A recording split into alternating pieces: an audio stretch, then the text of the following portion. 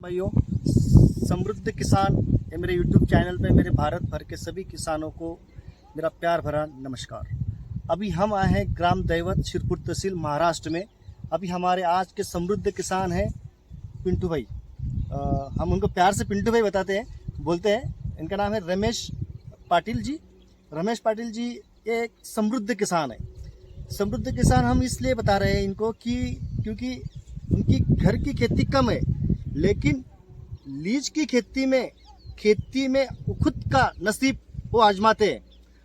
इस साल में उन्होंने एक नया अनोखा प्रयोग किया हुआ है। कपास उनकी है, यहाँ की एक फार्मिंग है। जैसे वो खीरा लगाते, पपीता लगाते, तरबूज लगाते और उसके बाद फिर जैसे कि हो सके तो जो आप उसको ये पम्पकिन भी लगाते हैं और उसके बाद मस्क मिलन की भी फार्मिंग वो अच्छी तरह से करते हैं। और उसके बाद उनके डेयरी बिजनेस भी है, उनके खुद के भैंस हैं, दूध का भी उनका प्रोडक्शन निकलता रहता है। और ग्रुप फार्मिंग जैसे तीनों भाई मिलके वो तीनों साथ में खेती करते हैं और एकदम बढ़िया खेती करते हैं, शानदार करते हैं। एक आदर्श है वो, हमारे पूरे बेल्ट के आइडल है वो। कि यहाँ पे कोई भी हो, कोई भी नए कुछ भी नया प्रयोग हो तो प्रयोग वो यहाँ पे खेती में करते रहते हैं। तो आज हम रमेश भाई आपका परिचय दीजिए हमारे किसान भाइयों को। मेरा नाम रमेश भादु सूर्यवंशी दहिवत। मोबाइल नंबर है मेरा 9552308652। तो रमेश भाई मुझे ये बताओ, आपने जो हम जिस खेत में खड़े हैं, इस खेत में आप देख रहे हो कि यहाँ पे पूरा मल्चिंग लगा हुआ है। और मल्चिंग लगा हुआ है कौन सी फसल पे? कपास पे। जो कि कपास एक ऐसी फसल है, उसको 2 से 3 बार उसको बेसल डोज देते हैं हम। और उसके बाद मल्चिंग का खर्चा उस पर तो जमता नहीं है, आपको तो सबको समझ गया होगा। लेकिन रमेश भाई ने मल्चिंग क्यों लगाई हुई है? आपने इस कपास में इंटर क्रॉप कौन सी लगाई थी, ये हमारे किसान भाई को बता सकते हो? इसमें मैंने पहले गिनोरा गोल्ड की वैरायटी लगाई थी, तरबूज। अच्छा, तरबूज आपने लगाया था। तो तरबूज आपने कब लगाया था? वो तरबूज लगाया था मैंने 10 जून को। 10 जून को तरबूज लगाया। और उसके बाद फिर आपने जो कपास लगाया, तो तरबूज और कपास में कितने दिन का अंतर आपने रखा था? वो मैंने 10 जून को तरबूज लगाया, उसके बाद में 15-20 तारीख को कपास लगाना चालू कर दिया। यानी कि 10 या 15 जून को आपने क्या लगाया था? तरबूज। 15 जून को रमेश भैया कपास लगाया 15 जून को कपास लगाया था। और उसके बाद फिर आपने तरबूज लगाया था। कितने दिन के अंतराल में? 10 दिन के अंतर। 10, यानी कि आपने 25 जून को या 25 मई को तरबूज लगाया था। 25 मई को कपास तरबूज लगाया था। हाँ, 25 जून को। हाँ। हम थोड़े कंफ्यूज हो रहे हैं। पिंटू भाई ने, रमेश भाई ने ये बताया कि 15 जून को उन्होंने कपास लगाया था। हाँ, और 25 जून को उन्होंने तरबूज लगाया था। 10 दिन के अंतराल में उन्हें कपास लगाने के बाद 10 दिन के बाद में उन्होंने वहाँ पे तरबूज लगाया हुआ था। तो तरबूज आपका कितने दिन में निकला था उस टाइम? वो तरबूज निकला था 55-56 दिन में निकल गया। अच्छा, 55-56 दिन में तरबूज जब निकला, तब कपास आपका 2 महीने के आसपास होगा। तो आपको ऐसा लग रहा था कि तरबूज और कपास दोनों साथ में होने के कारण कपास में कोई दिक्कत आई नहीं? कोई दिक्कत नहीं आई। कोई नहीं। तो ये जो पैटर्न, जैसे जनरली कुछ लोग लगाते हैं कपास में खीरा लगाते हैं, कुछ किसान कपास में उसके बाद फिर ये तरबूज भी लगाते हैं। जैसे इंटर क्रॉप में जो भी हो, शॉर्ट टर्म जो कम दिनों में आने वाली जो फसल होती है वो फसल कपास में लगाते हैं। तो रमेश भैया ने इस साल तरबूज, उन्होंने कपास में, ये पहला साल था आपका? हाँ, पहले ही साल। और मल्चिंग में कपास, तो आपको उसमें कपास में कुछ अच्छा बेनिफिट दिख रहा है क्या? कपास अच्छी है क्या? कपास तो 1 नंबर है। देखो, ये कपास अच्छी है, इसका मेन पर्पज हम किसान भाई को ये दिखा सकते हैं, क्योंकि अभी इस साल आखिरी वाला जो अभी जो सितंबर चल रहा है, सितंबर में जो रिटर्न मानसून आता है, उसमें बहुत सी समस्या आई किसानों की। जो नीचे का जो माल होता है कपास का, वो पूरा ड्रॉप हो गया है। मल्चिंग होने के कारण, वाटर लेवल ठीक से होने के कारण पिंटू भैया यानी कि रमेश भैया के यहाँ पे नीचे का जो माल है वहाँ पे फ्लोरिंग की समस्या ऐसे ज़्यादा वहाँ पे ड्रॉपिंग नहीं हुई है। हाँ। ये फ्लोरिंग ड्रॉपिंग न होने के कारण मल्चिंग में एक बेनिफिट उनको ये मिल गया है कि मल्चिंग में कपास होने के कारण उनके यहाँ वाटर लेवल मैनेज रही।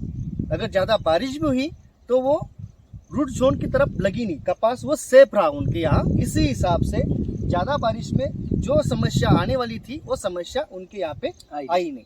तरबूज को जिन्होंने जो खर्चा किया वही खर्चे में कपास उनका मेंटेन हो गया। जनरली कपास में बहुत से किसान 2 से 3 डोज फर्टिगेशन के देते हैं, तो रमेश भैया ने यहाँ पे बेसल डोज वहाँ पे दिया नहीं है। जो भी शुरुआती तौर पे तरबूज को वाटर सोल्यूबल चल रहा था, वही वाटर सोल्यूबल उन्होंने दिया हुआ है।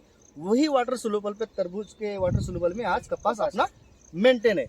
तो इस साल आपको तरबूज को रेट कैसे मिला? तरबूज में कुछ पैसा बचा या पैसा गया? वो तो देखो, वो तरबूज वो रिस्की वाला पीक है बराबर। तो बाकी का अपना तकदीर रहता है। बराबर, खेती यही तकदीर है। हाँ, खेती में पैसा बिना एमआरपी का ये क्षेत्र है। यहाँ पे एमआरपी हमारी कुछ नहीं है। जो भी हम करते हैं बस नसीब का भाग है, पैसा बन गया तो बन गया। मैं किसान भाइयों को ये कहना चाह रहा हूँ कि गए साल रमेश भैया ने जिस टाइम में तरबूज लगाया था, इस साल 25 जून को, गए साल 25 जून का ही उनका तरबूज का प्लॉट था। वो प्लॉट को आपको कितने रेट मिले थे? उसको तो 26-27 रुपए तक रेट मिले। तो गए साल का उनका अनुभव था कि गए साल उन्होंने जो 25 जून को तरबूज लगाया था, उनको 26 रुपए के बाजार मिले थे।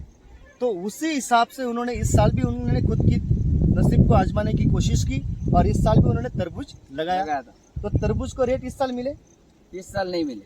तो यही समस्या हमारे किसान भाइयों की ये होती है कि कभी रेट मिलते हैं, कभी रेट मिलते नहीं है। तो इसमें क्या होता है, किसानों को समस्या आती रहती है, क्योंकि हमारी फाइनेंशियल कंडीशन थोड़ी सी उसमें अप एंड डाउन होती है। तो हम प्रयोग तो करते रहते हैं, कुछ नया नया प्रयोग तो करते रहते हैं, पर लेकिन अच्छा हुआ रमेश भाई ने इस साल ऐसा किया, तरबूज तो लगाया ही, लेकिन तरबूज में उन्होंने कपास लगाया। तरबूज में चलो ठीक है, 2 पैसा मिला या नहीं मिला, लेकिन उस पैसों में उन्होंने अपनी खुद की कपास अच्छी तरह से मेंटेन की है।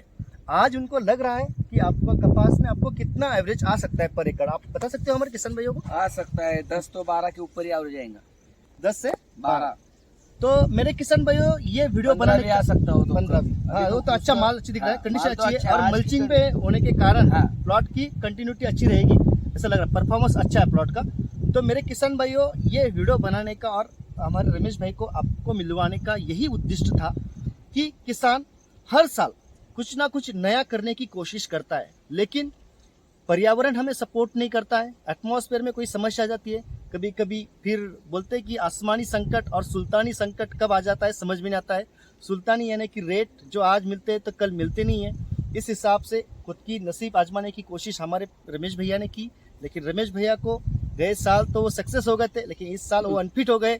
फिर भी उन्होंने कपास में उनको ऐसा लगा नहीं कि चलो भाई तरबूज में पैसा मेरा बना नहीं, या फिर तरबूज मेरा 2 पैसा बना, लेकिन कपास में उनको खुद को ऐसा लग रहा है कि मैं बैलेंस हूँ और मैं अच्छी तरह से प्रॉफिट भी कमा सकता हूँ। तो रमेश भाई के और केले भी लगाते हैं। मैं केले का भी कुछ नए नए अच्छे वीडियो रमेश भाई की प्रैक्टिस के हिसाब से आपको मैं बताता रहूँगा। तो मेरे सभी किसान भाइयों को एक ही कहने का मतलब है, आपको अगर जो भी लगेगा समृद्ध किसान के तौर से, कोई किसान जो अच्छे नए नए कुछ प्रयोग करते रहते हैं, कोई उस प्रयोग में 2 पैसे कमा लेते हैं, तो ऐसे कोई किसान होंगे तो वो किसान हमारे भारत भर के किसानों को उनके खुद के अनुभव बता सके, उसमें हम कुछ नया कर सके। तो धन्यवाद रमेश भाई, आप हमारे किसान को बता सकते हो कि खेती करने में आपको जो समस्या आती है, और समस्या के बाद भी आपको पता है कि आप कितनी खेती करते हो, टोटल कितनी जमीन करते हो आप? मैं तो 90 एकड़ खेती करता।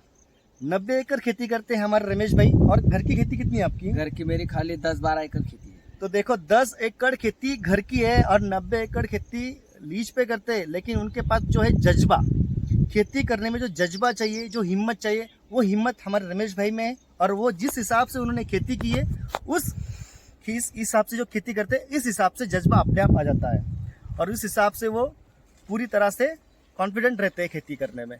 तो धन्यवाद मेरे किसान भाइयों, आपको मेरा वीडियो कैसा लगा, इसलिए आप मेरे वीडियो को सब्सक्राइब कीजिए, शेयर कर दीजिए और लाइक कर दीजिए।